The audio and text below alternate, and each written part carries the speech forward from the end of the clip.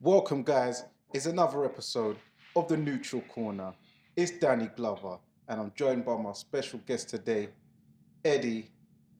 How's it going, man? Not too bad. How are you? Yeah, man, all good. It's mad baking outside. Great day. Yeah, listen. Let's not complain too much. We don't get this sort of heat all the time, so it's nice to see that people in a better mood with the sunshine. So Exactly. let's just enjoy what we can. Feeling like back home. Yeah. So, yeah, man. So, what we're going to talk about, going to get into a few subjects mainly to do with next week. The big fight coming up. By the time this comes out, it'll be fight week with Anthony Joshua Usyk. But first of all, we want to talk about how you got involved in boxing and what your involvement is currently within the boxing industry for those who might not be familiar with you.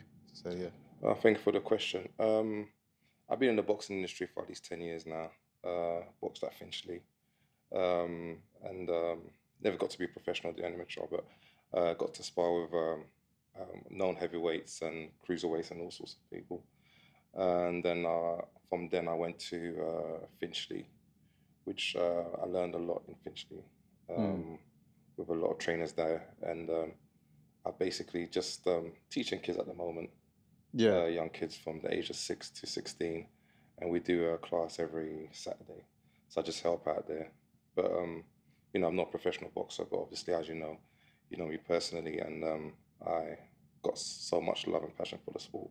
Yeah. And, now and then I will get in the ring and a bit of sparring, but I'll leave it to the professionals. Yeah. But I've seen you've got experience and knowledge of the sport. Yes. I see you even do personal training as well. Yes, I do. With other clients and stuff like Yes. that. And I can vouch because I've been in the ring with him myself, and he knows what he's doing. And let me tell you, these lefties, they're very complicated. Yeah. So, so you've been involved with Finchley ABC, as we know. Their most famous projects to come out of that gymnasium would be the likes of Derek Chisora and Anthony Joshua. Even Joe Smythe was a great amateur. His dad was one of the trainers there. And what's the current main trainer, the one who trained AJ, the older guy? Sean. Yeah, Sean. Yeah. Sean. So those kind of guys there. Yeah. So, I've seen, how did you get to know? Because I see you're quite involved with Anthony Joshua. I've seen you travel with him to Nigeria, Jeddah, Saudi Arabia. We went to Riyadh. Yeah, so Riyadh. When you beat second time the rematch for Andy Ruiz. Like I said, I've been in the boxing industry for quite a while, and obviously I had the opportunity to train in Finchley, and then from Finchley obviously networked with a lot of people there, with his cousin Bengo's his security guard, bodyguard, and from then obviously I'm a friend of his cousin as well, Dayo. So it all connected together.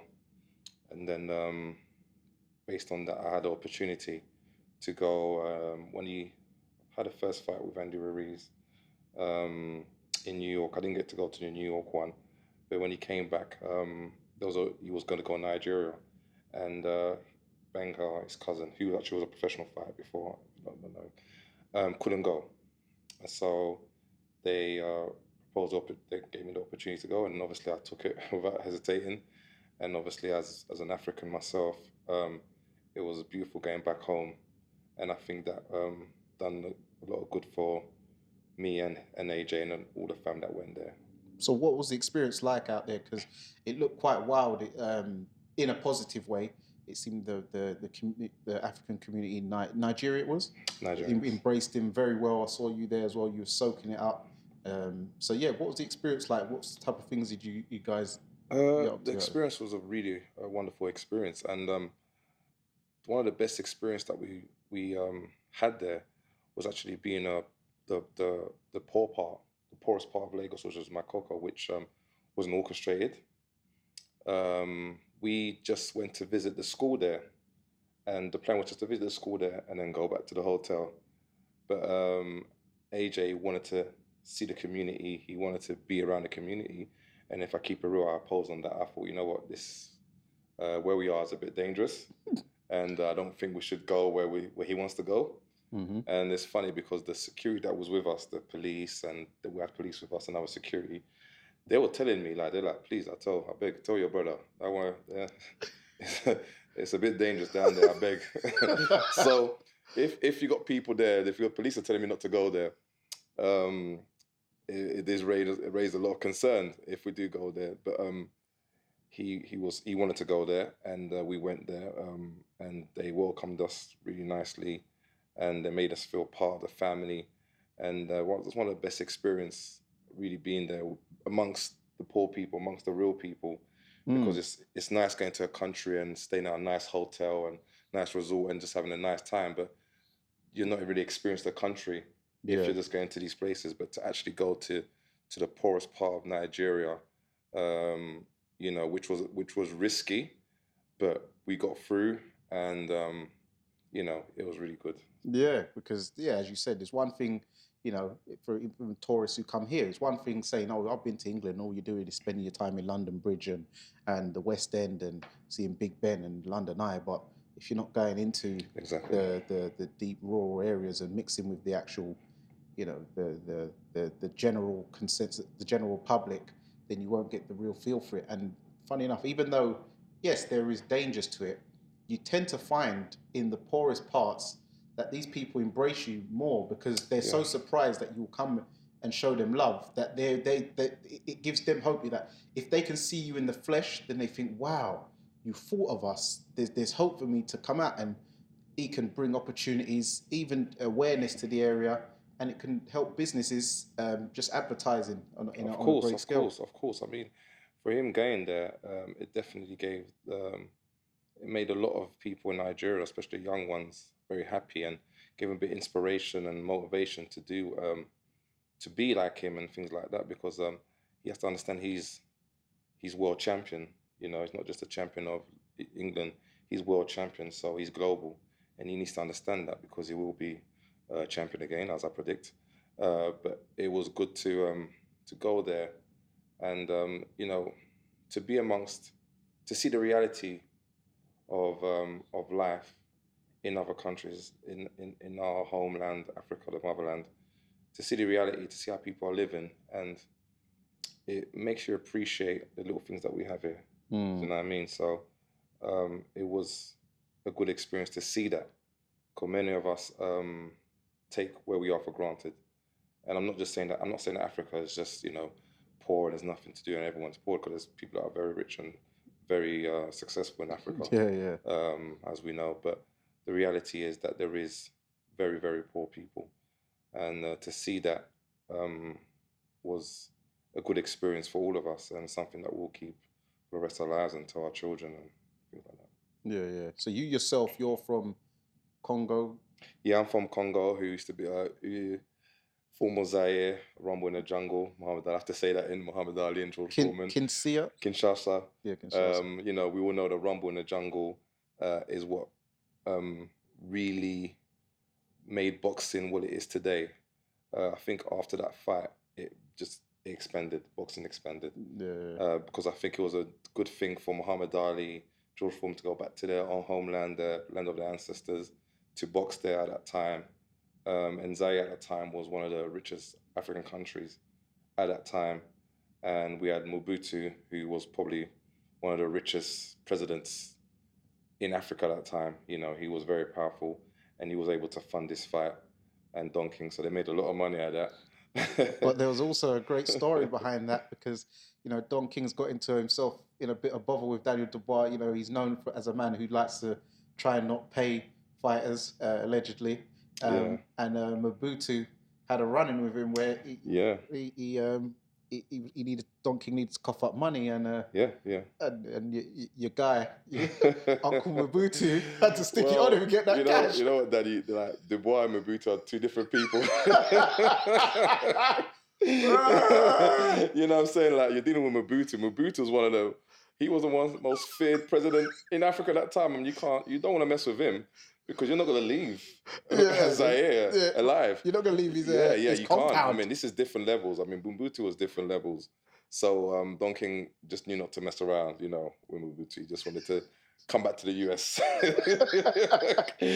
alive. So you have to cooperate with Mobutu. So it's different. It's a different scenario. That's totally different. But no, that's beautiful, man. yeah, man. And then also you spent time in, you said in Riyadh for the Andy. So what was the build up like, and the whole experience like in Saudi Arabia?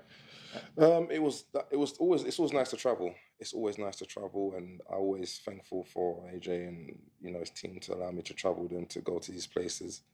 Um, it was a good experience. At that time, from what I saw, AJ was very confident in winning the fight. He was in a good, very he had a good energy. I remember had a good energy, and he was just very, very confident about winning the fight because I think with that fight, he knew deep down that he could have beaten Ruiz, and it's just one of those things that happen. A bad day at the office, but he knew that when he was going to come back, he'll beat Ruiz because, from what I can say, I remember speaking to him and I was saying, Ruiz is a wonderful fighter. He can fight. I'm not taking any credit away from Ruiz, but he's a one-dimensional fighter. Yeah. And AJ is a four-dimensional fighter. So when I weigh the statistics, I realized that, yeah, you definitely can beat him the second time.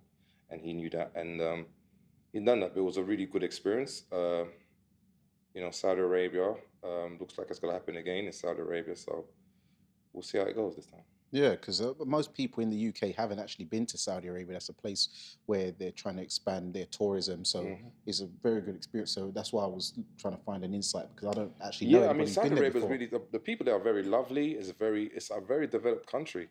It's like Dubai. I mean, it's very developed, very clean. Everyone was nice. It's a beautiful country. Obviously, that was in Riyadh. I haven't been to Jeddah, which is a 95% chance I'll be going for the fight. And I don't know how Jeddah is, but I'm assuming it's probably similar to Riyadh. Yeah. Well, yeah. When you get back, you can tell me all about it. Definitely. But yeah, so let's get into the nuts and bolts. The first fight we're leading up to the Usyk Joshua 2 now. The first fight, Alexander Usyk won on points.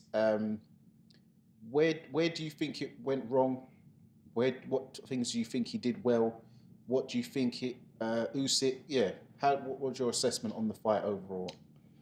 I just think that he was definitely there for 12 rounds.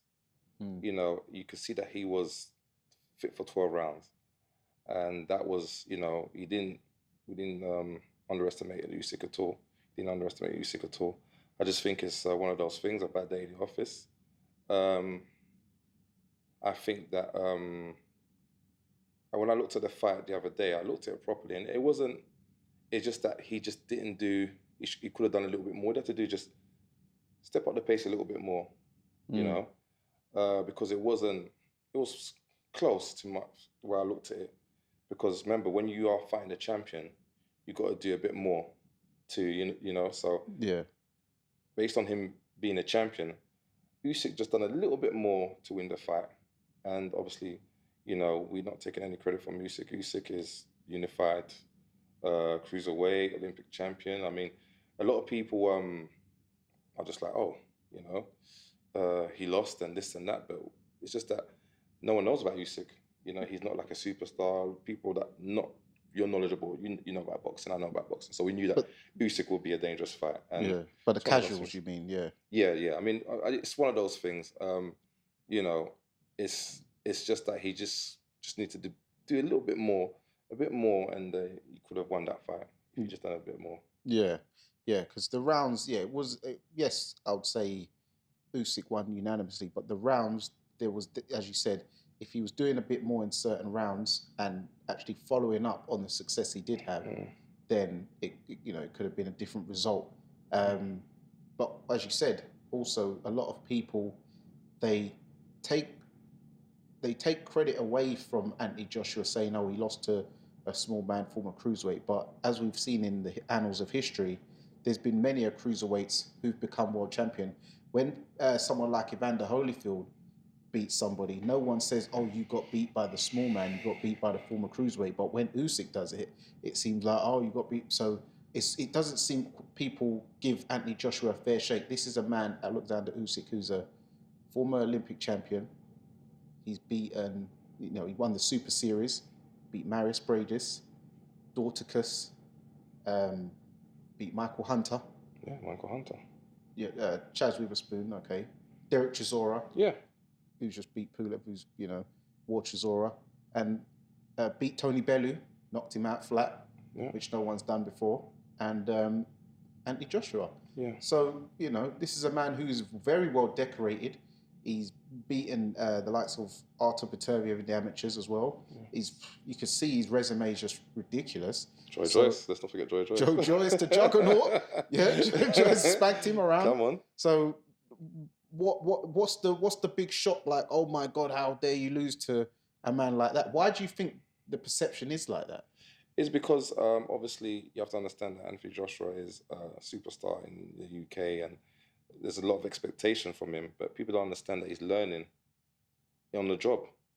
And I'm not trying to make any excuses for him, but just like you mentioned, Usyk is, a proper boxer. He's not just anybody. He's a champion. It's not that he's never lost. Yeah. So, just like you said, Holyfield, was a unified cruiserweight, and he came back to beat majority of these heavyweights, big guys, bigger guys than Joshua. He fought George Foreman. Yeah. Do you know what I mean? He fought Riddick Bowe. Beat Riddick Bowe as well. He beat Riddick Bowe. Even dropped him in the third fight they had, but obviously Riddick Bowe won. So, it's it's nothing new. It's just that people that Mike Tyson, he beat Mike Tyson. And that fight when he fought Mike Tyson, the only reason that they gave him that fight, or they gave Tyson that fight, because they thought that he was on his way to he was deteriorating, and they're like, all right, let's get Holyfield out of the way, and then they end up backfiring. So, it's people that don't know about boxing that would say that, like he lost and he's no good and all of that. But, Usyk, and we all know that lefties like you, I've been in a ring with you, and lefties, doesn't matter how good you are, lefties are very difficult, especially if you're, people that don't know about boxing, basically, you've got the orthodox and the southpaw. The southpaws, they jab with their right, and then their backhand's the left. So it's very difficult when you're an orthodox fighter fighting someone that's a southpaw, especially someone like Usyk. Mm-hmm. It's very difficult. It's not easy at all. Yeah, preparation would be difficult as well. People need to understand, styles makes fights. Usyk's style and AJ's style.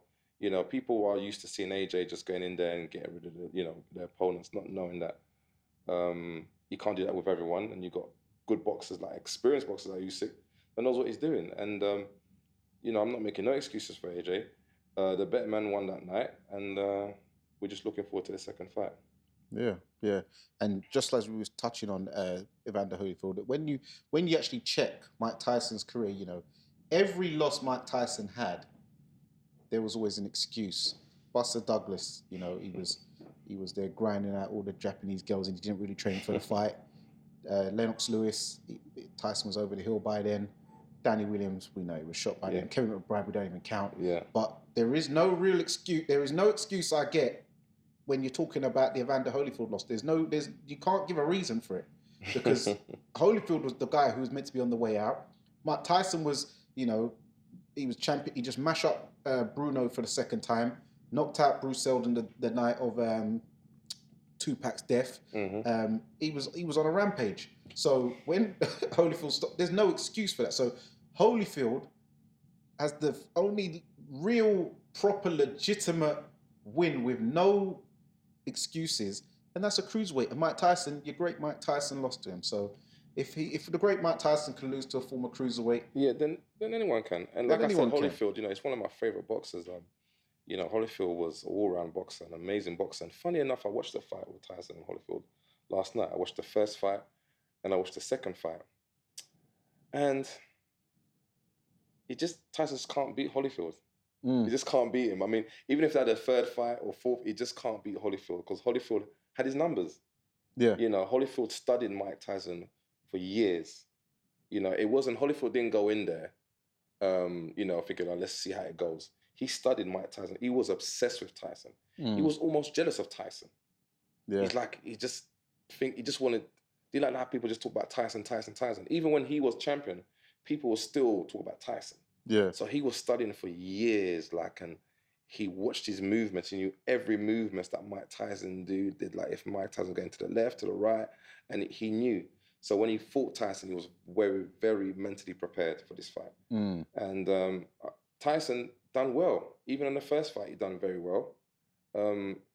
Just, obviously, yeah, there was butts. There was headbutts, and we all know that Holyfield uses his head a lot. But what happens is that they're both low fighters. Yeah. So they collide. Do you know what I mean? So I think it wasn't intentionally, but I think it's just the way they fight. And Holyfield's quite of a low fighter, so they collide, and then obviously headbutts. But it's a fight. Yeah. It's one of those things. I mean, you can't complain about it. It happens. Tyson was a very dirty fighter. He used his elbows, he used all sorts of things. Forearms. So it is a fight at the end of the day, and it was a great fight between them, and Holyfield just had his number. Yeah. So back to the you've been in training camps with Anthony Joshua on quite a few fights. Have you been in any part of the camp for this? I haven't been on part of the camp for this one, but obviously I've got obviously I know what he's doing and things like that. I've got inside, and I've been told what he's doing, and he's from what I'm seeing, he's very, very confident for this fight. Yeah. And very focused. I think I've never seen him this focused. So determined before. Yeah. So going with the camps you have been in, how was the general feeling, in the camps? How, what was the training like? Because you would have been training alongside him with, Big Shane and stuff like that, and Freezy and guys like that. So what was the training? What was the training like? What was the usual sort of routine? Well, I go and train in there myself. When I go finish, I train, and I kind of concentrate on my training, on my sparring or whatever. But I've had the chance to see him work, and he's a workaholic. Like, this guy can train, and he's very focused on his technique, accuracy, everything. Like sparring, he knows exactly what he's doing. Seen him bashed up bigger guys than he is, taller guys than he is. I wouldn't want to get in a ring with him. But he trains hard. Honestly, he trains very hard, very focused, and technique. That's one thing I learned from his technique. He's very precise and very obsessed with getting the punches accurately, and this and that. And he's got mad power. Oh yeah, he's got crazy power. So I've never personally seen him train, but from the clips and videos I see, as what you was alluding to, is I notice he's very diligent on drills. So you'll see him on the bag doing the same shot multiple times, or the same combination multiple times. As you said, very focused on technique, and so he'll use drills to perfect the drills he's doing. Like even I see for this upcoming fight, I saw a clip the other day where I noticed he's very focused on using combinations that will lead to the body shots. So that's a good thing. Don't be surprised with body shots in this one. The second fight, I don't know. I had a dream that I saw some body shots and Usyk went down. But anyway, that's a dream. That's a dream. But just like you just said, like, yes, he does. He does. And one thing he did tell me, and I remember discussing last year at Finchley. He told me, like, the way he trains like a fighter. A lot of people that go in training, they go in there like, it's good to run and do all these exercises and then, run up the hill and all strength that. And conditioning. But he says you got to train like a fighter. So by training like a fighter, you got to do things that resemble fighting. Because fighting is a lot of movements. Because there's someone that can run from here to wherever, to probably London Bridge. But you put them in a ring, they won't be able to last. Do you know what I mean? Yeah, different. So it's different. So his philosophy is train like a fighter. Do things like a fighter. So if you look at more of his training, it's very explosive workouts. Yeah. Because you got to get used to doing these explosive workouts and recover from it and continue to do it. So instead of him like running, like, I'm not saying that he doesn't run, but he will probably do like more interval speed and certain things that will imitate him fighting. Because in fighting, as you know, there's a lot of movements, and when you throw a lot of punches, you got to recover from throwing a lot of punches, because everyone can throw punches. It's just the recovery part. Yeah, as we saw in the Vladimir Klitschko fight, his Yes. recovery was not very good. Yeah, his recovery wasn't the best, but he basically went for it. He went for the kill, and Klitschko recovered, and and that's what happened really. But Yeah. I think luckily he recovered later on, and I don't know where he got the energy from this 11th round, and he just started going in and Yeah. just got rid of Klitschko, which was amazing. That was an amazing fight. Yeah, and it seems that he's improved on his recovery and his engine since the first Ruiz fight because his gas tank just just left him in New York. I don't know what was going on there. Yeah. Just like I said, I think he learned it himself. Just like he said to me, you got to train like a fighter. So you got to do things like fighting because if it's a circuit, if it's jumping, just you know what to do. You know the things that you got. Plyometrics and all that. Yeah. So instead of doing like you can in the gym you could do half an hour of intense workout instead of doing 2. Cause some people can be there for 2 hours and do nonsense, but you can do that. You know what I mean? You can Hobnobbing. Yeah. And I remember Emmanuel Stewart, the late Emmanuel Stewart. He used to when he was training Klitschko, he realized Klitschko was doing a lot of workouts and this and that, and he's like, Emmanuel's like, listen, you're a boxer, you're a fighter. I want to see more sparring. Do you know what I mean? I'd rather you do more sparring and more train like a fighter and doing all of this, Olympic workouts. I don't know.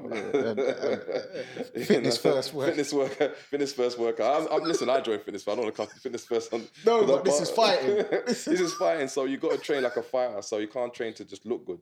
So I think that's what it is. So I think AJ is understanding that, and he explained that to me, and I understood that, and I'm like, oh, it makes sense. So do things even if you're in a bag, and just like I say, if you're just constantly punching the bag, like maybe a minute of explosive punches, and then 30 seconds of explosive punches, and then a minute of just punching and jabbing and this and that, then 30 seconds, and so then you have that muscle memory. So when you're in a ring, it will be your body be like, I'm used to that sort of pace. Yeah. So that's what he's learning. He's learning every day. Yeah.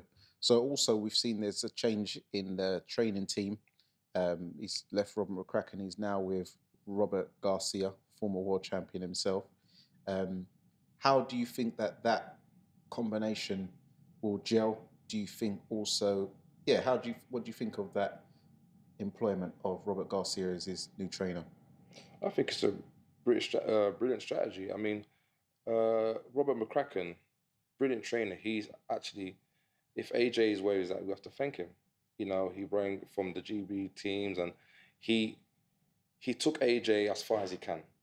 And let's take no credit from Robert McCracken, brilliant trainer. If it wasn't for Robert McCracken, AJ probably won't be at the level he's at right now.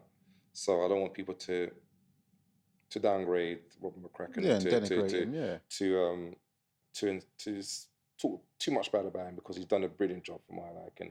But just like in life, and even in university, even studying, you go from one level to another level, and then when you get to another level, there's another teacher that teaches you, and then you get to that, then another. So in life, we're always learning. So what AJ is doing is nothing new. Just like let me break it down. Good example. Lennox Lewis, when he first started, he was with this guy called Pepe. Is it Pepe? Yeah. Pepe, yeah. Pepe was very good for Lennox Lewis at that time, and trained Lennox Lewis, and basically, brought Lennox Lewis to being world champion and done the best he could. Lennox Lewis lost to Lovren McCall, second round knockout. He realized that there's something missing. He needed something. So Emmanuel Stewart came and basically became his new trainer, and he saw a difference in Lennox Lewis. He became more stable, more balanced, more strong. He attacked more. So you can see the difference between Lennox Lewis before Emmanuel Stewart and Lennox Lewis with Emmanuel Stewart. There's a huge difference. So, Lennox Lewis was always a good boxer. He had all the tools, but he just needed someone to just bring out something out of him. And I think what's his name, Garcia, is bringing that aggression out of AJ. That's in him already. Yeah.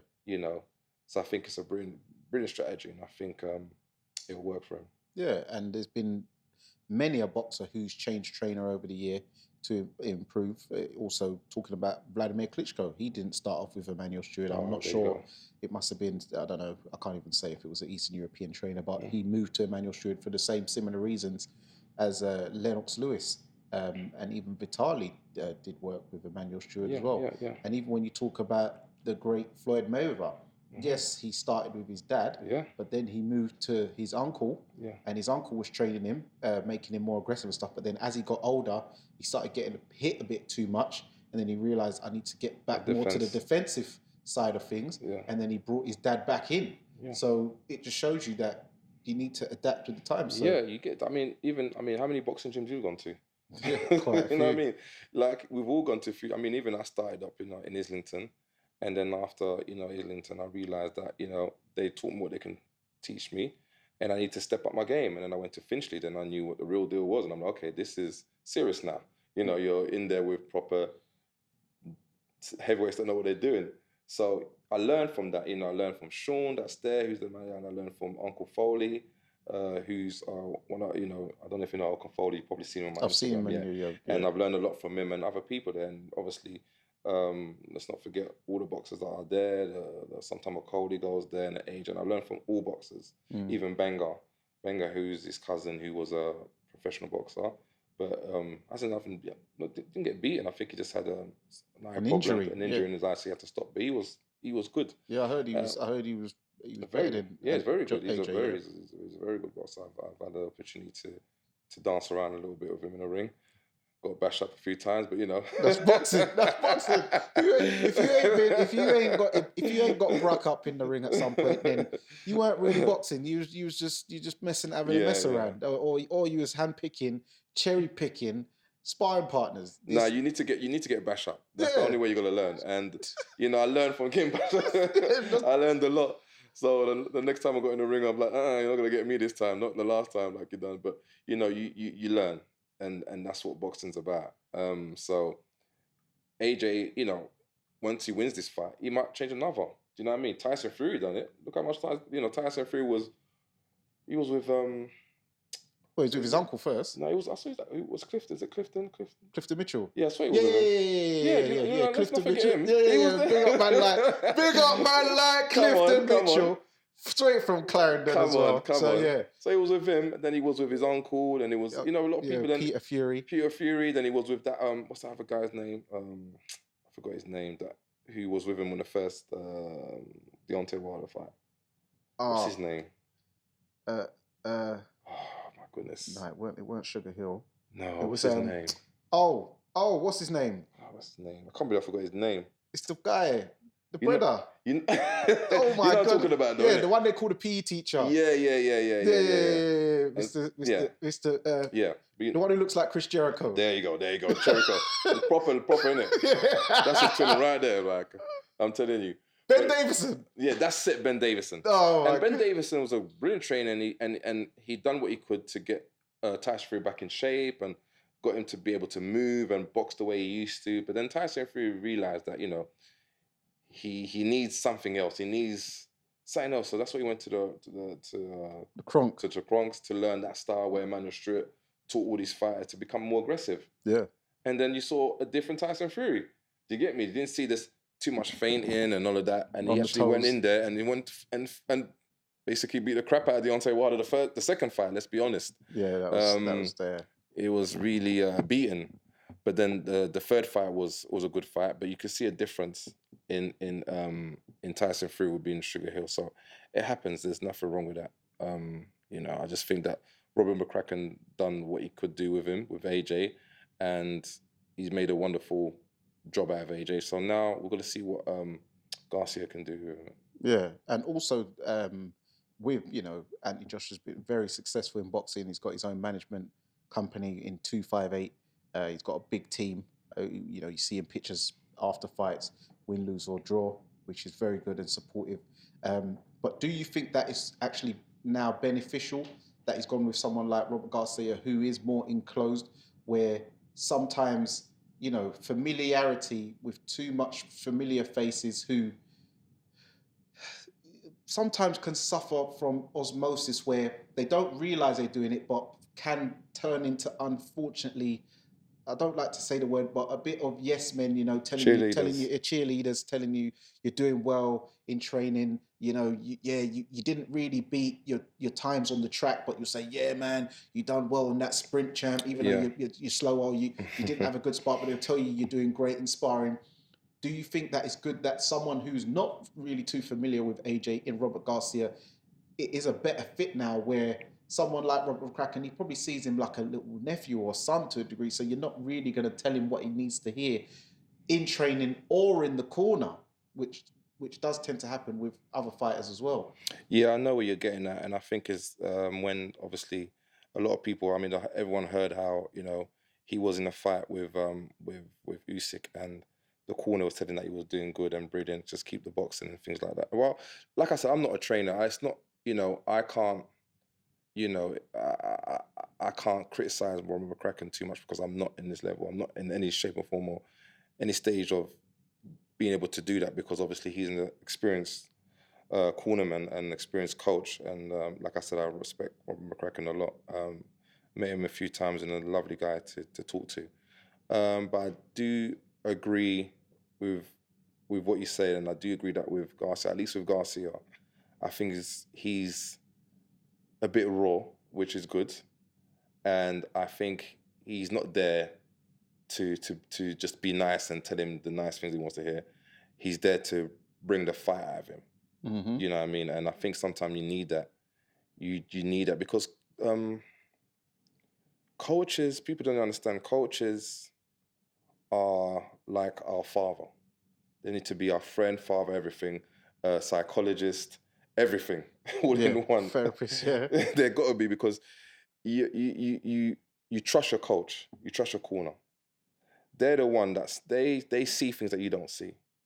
So you got to be. And I always, for me, Emmanuel Stewart, man, he was. I think I remember.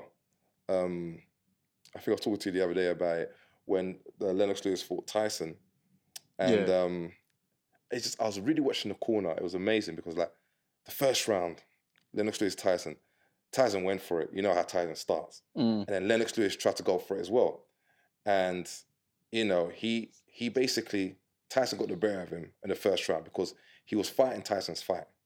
Yeah, he was trying to be aggressive. It wasn't working out for him. So he went back to the corner, and obviously the adrenaline and everything happened. So Emmanuel Stewart calmed him down, said, listen, just relax. He looks really bad out here. Don't fight the fight he wants you to fight. Start using your jab now and start boxing your fight, yeah? Yeah. Just start boxing, relax, yeah?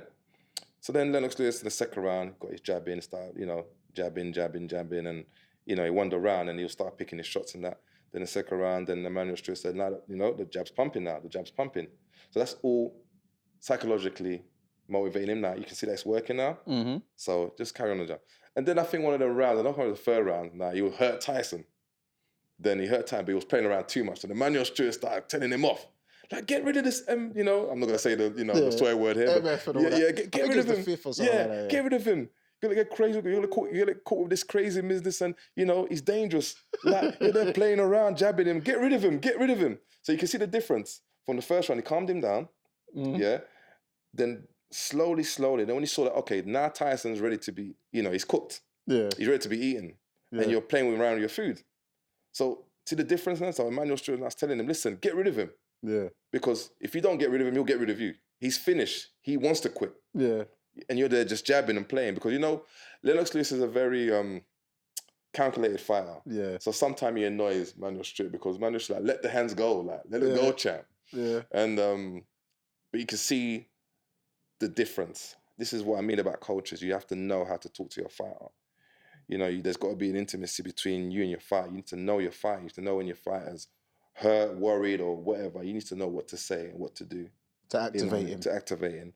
And that's the way I look at coaches. So I think AJ's had a lot of time with Garcia. So they've had a lot of time spent together. So obviously, I think when the fight's going to come, I think Garcia really will know what to tell him what to do. So I'm very confident in that. Yeah, so I'm really hoping that there's a saying that Coach Tunde Ajayi says, AJ needs to bring up bring out the roadman science. I don't know if you've heard that. So he's saying stop all this, Lennox Lewis style jabbing and trying to get all cute, trying to box with Usyk. You just got to use roadman science and get in there. And from what it sounds like, maybe AJ's listened to what he said, because what you said when you spoke to him, he said you got to train like a fighter. Like, it's all good doing the S&C and the nice star jumps and pike jumps and sit-ups and stuff, but you've got to get in there and learn how to explode on a man and recover and then explode on him again. Yeah. So that sounds like roadman science. He's working on roadman science. Yeah, you need to go, listen, Lennox Lewis, yes, he did play around, but there was a time when he brought the roadman, if you're looking against Shannon Briggs, like, he just went in, I think the full fight said, you know what, I'm just going to take this guy out.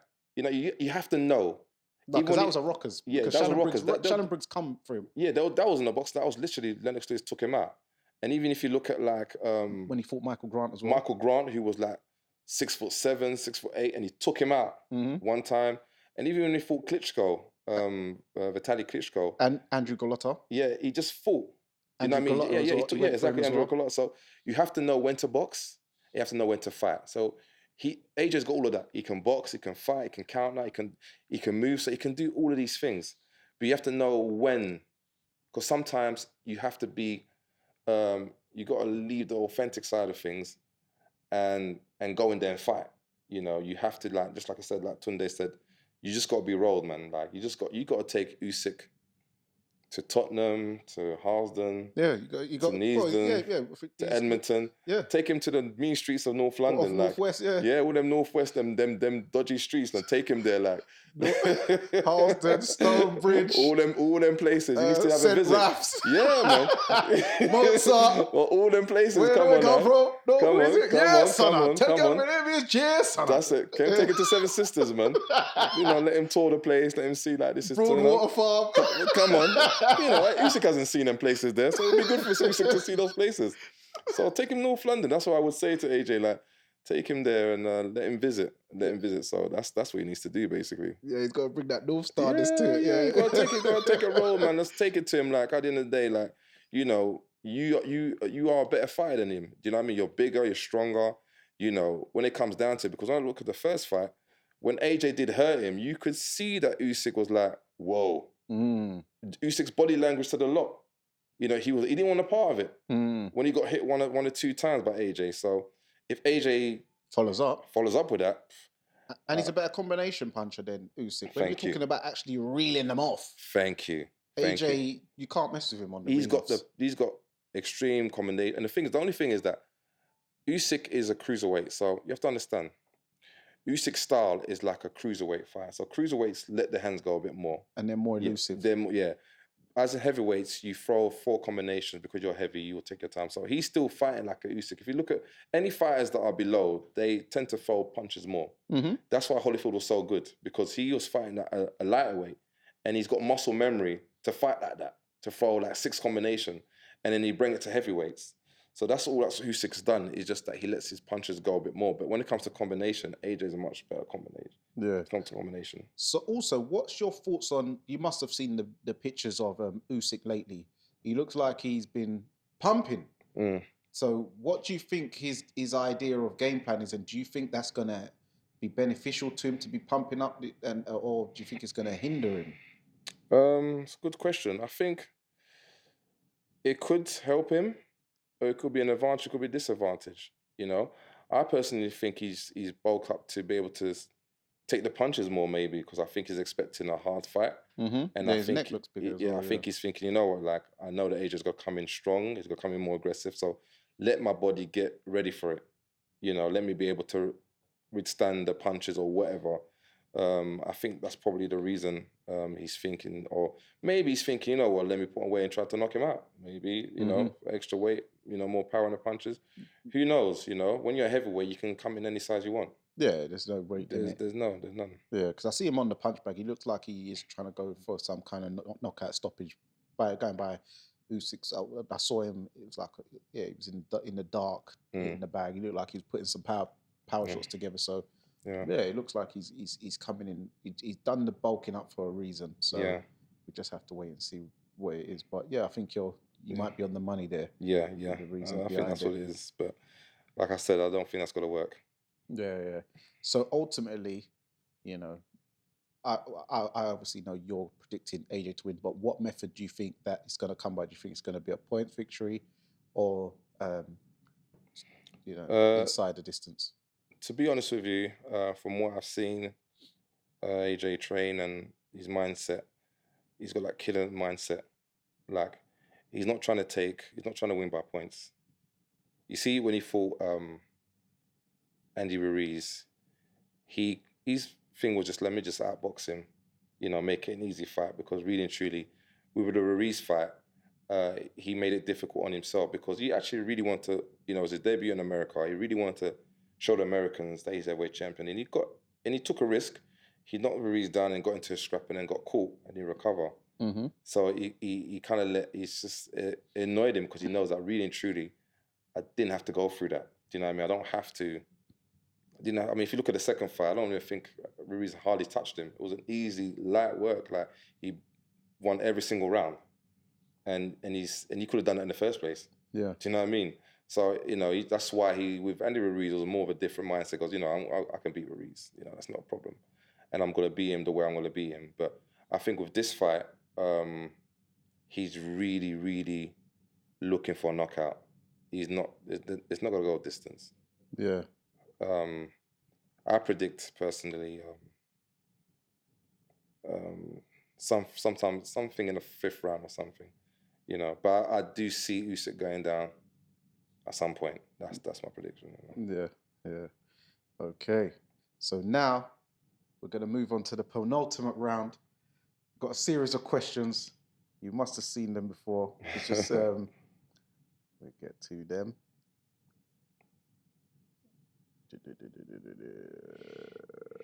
Here we go. So yeah. So let's go. Red corner or blue corner? Who's the red corner? Who's the blue corner?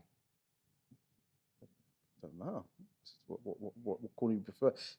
In blue corner is normally the home fighter corner. To be fair. And red corner is the away fighter, the underdog type of guy. Well, I go by the red corner. Left hook or straight right? Ooh. Straight right.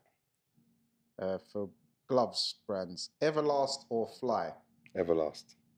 Cleto Rays or Grants? Grants. Rival or winning? Winning. For boots, Nike or Adidas for boxing boots? Adidas. Everlast or Lonsdale? The boots or? Yeah, for boots, yeah. Lonsdale, I like the Lonsdale. I'm a Lonsdale guy. For venues, York Hall or O2 Arena? O2 Arena. Wembley Arena or Copper Box? Wembley Arena. Tupac or Biggie? Tupac, come on now. Come on. Nas or Jay-Z? Nas. Ali or Tyson? Ali. Jack Johnson or Joe Louis? Joe Louis. For the Sugar Men now, Ray Robinson or Ray Leonard? Ray Leonard. For announcers, Jimmy Lennon Jr. or Michael Buffer? Michael Buffer. That's the man. For referees, Mills Lane or Steve Willis? Mills Lane. All right. So for super fights that everyone's looking forward to, Errol Spence or Crawford? Crawford. Arthur Beterbiev or Dmitry Bivol? Dmitry Bivol. Alan Babich or Oscar Rivas at Bridgerweight for WBC? Oscar Rivas. Triple G or Jamal Charlo? I was going with Triple G, Clarissa Shields or Savannah Marshall? Ooh. I know, I was thinking about that the other day. It's coming soon. I think Savannah, just have a few Savannah's just small. A lot of people have been saying that. Yeah. All right. Devin Haney or Shakur Stevenson? I go by Shakur Stevenson, you know. Shakur, yeah. Yeah. For cars, BMW or Mercedes? Mercedes. Audi or Lexus? Audi. Rolls Royce or Bentley? Bentley. For girls, dark skin or light skin? Listen. You're just trying to put me in a mess situation here. I feel this is a trap out here, though. Listen. No comment. I like them both. I hear that. I don't want to say nothing that I'm going to regret later. Cancels one out. Slimline or thick, curvy? I like the thick and curvy. All right. Well, I don't hide that. All right. I hear that. That's you like me. Yeah, straight up. For music, garage or house? Garage. For garage. R&B or slow jams? Depends, you know. It all depends. Like, it depends. Let's say I like them both because it depends on the mood I'm in. Yeah.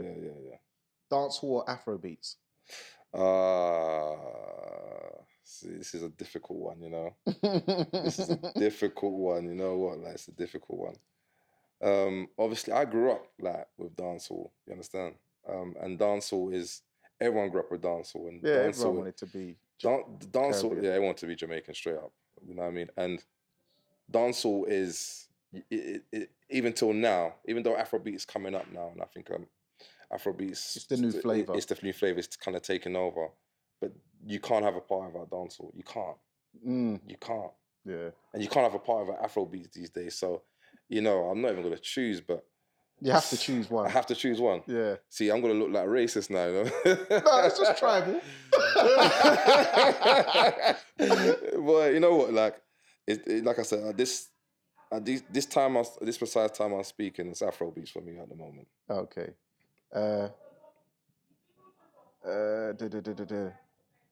Sorry. Rice and peas or jollof rice? Whoo. Boy, these are tough questions, you know. I love them both, you know. I ain't gonna lie, you know, like jollof rice is the one at the moment for me. But I do like my rice and peas, so I like them both. But you know, I have to kind of lead towards a bit of my culture here. You know what I mean? But if I be honest with you, I like them both. Yeah. Matchroom or Queensbury? Matchroom. Wasserman Promotion or Boxer? Wiseman Promotion. 1 second. 1 second, guys. Yes, okay. What is this girl doing? This girl's spoiling the interview and that.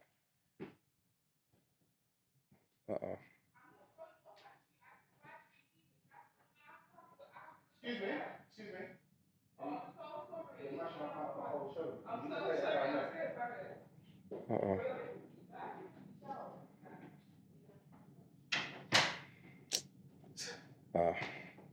These young girls now. These young girls, man. Yeah. Sorry, lady. Sorry, fight fans. Well, we was rudely interrupted. Yes. By someone outside. Well, we got that regulated because remember, persistence beats resistance. Exactly. So yeah, Democratic of Congo or Republic of Congo? Democratic. The big Congo. That's Zaire now. Come on. There you go. That's a small Congo. We can't. There's no comparison. And Nigeria or Saudi Arabia? Nigeria. There you go. And that is the end of the penultimate round. So yeah, man, thank you for coming on, man. Yeah. It's good chopping it up for the preview and the review of AJ Usyk 2. Yes. But so what you got planned coming up? Obviously, like I said, there's just gotta sort out getting there. So like I said, there's 98% chance I'll be there, but I'm more likely to be there. I know it's going to be very hot out there, and I'm looking forward to, you know, obviously as a boxing fan. Number one, I'm a boxing fan, and I love boxing. So to go there to see the boxing, and like I said, my prediction is that once again he'll be champion. So he'll be a future 3 times heavyweight champion of the world on the 20th of August in Saudi Arabia, Jeddah. Yeah, and what I like to hear his new speech when he does become 3 time, because he said last time, it was so nice I had to do it twice. Oh yeah, It was the same. yes. So if it's so he's got to come with something. Yeah, We'll yeah, think of yeah, something. We'll yeah, come with yeah. something. But yeah, like I said, he will be 3 times heavyweight champion of the world on the 20th of August. Hmm. And where can people find you for any of the services to do with training, security, or Yeah, people can follow me on my Instagram. It's Marvelous Official. And you can DM me if you need any training or any coaching, or if you just want training, just in terms of just fitness training, or if you want, you're a boxer, you're a young boxer, and you need that extra help. Feel free to DM me on Marvelous Official, or come down to Finchley ABC, and you'll find me there more times. Yep, and also you can get some bodyguard services as well. Yes. So yeah, Yes, I do bodyguarding as well, as people know. I look after a lot of people. So if there's any services, anyone that wants to get proper VIP security, holla. yeah, and that's it. There you go. So thank you. It's another episode of the Neutral Corner, presented to you by Fight Fan TV Live, and episode sponsored by Ragatonic. And do you know what? Shout out to the studio and the producers at 10 Lenses. The air conditioning is superb. On point. Outside, mad hot, but in here, nice and chilled, non-sweating. To look after us, man. Yes, So yeah. until next time, remember, it's Danny Glover, joined by Eddie. Remember, persistence beats resistance. Straight You know up. what it is. Straight up. Let's go, champ.